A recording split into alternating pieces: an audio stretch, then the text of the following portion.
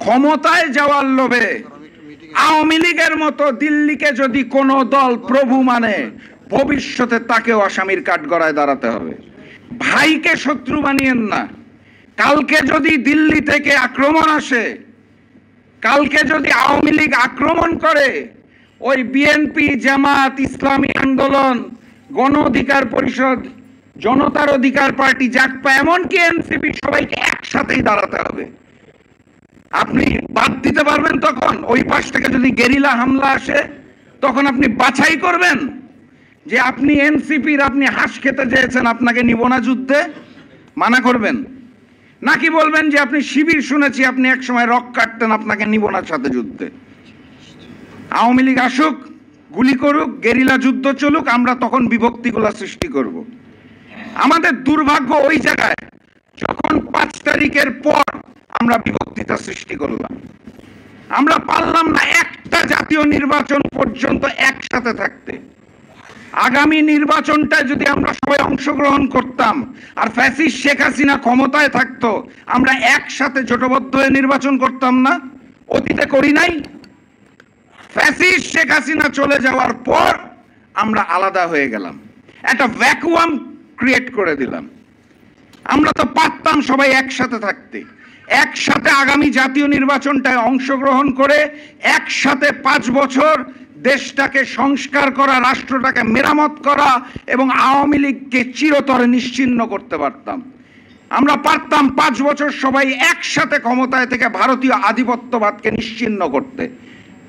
কিন্তু দুঃখজনক হলেও সত্য, আমাদের বিভক্তিটা হয়ে গেছে।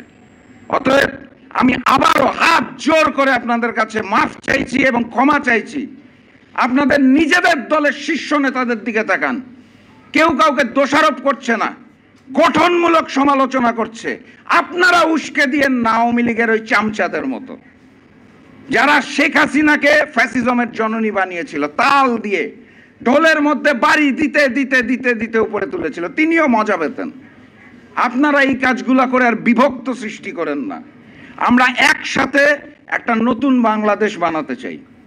বিভিন্ন বিষয় নিয়ে আমাদের বিভিন্ন দলের মধ্যে বিভক্তি থাকবেই, আমি আবারও বলছি।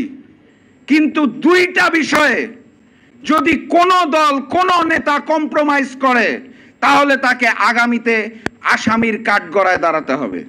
প্রথমত, ওই গণহত্যাকারী শেখ হাসিনার বিচার এবং আওয়ামী নিষিদ্ধকরণে আমাদের সকলকে এক হতে হবে, এর কোনো বিকল্প নাই।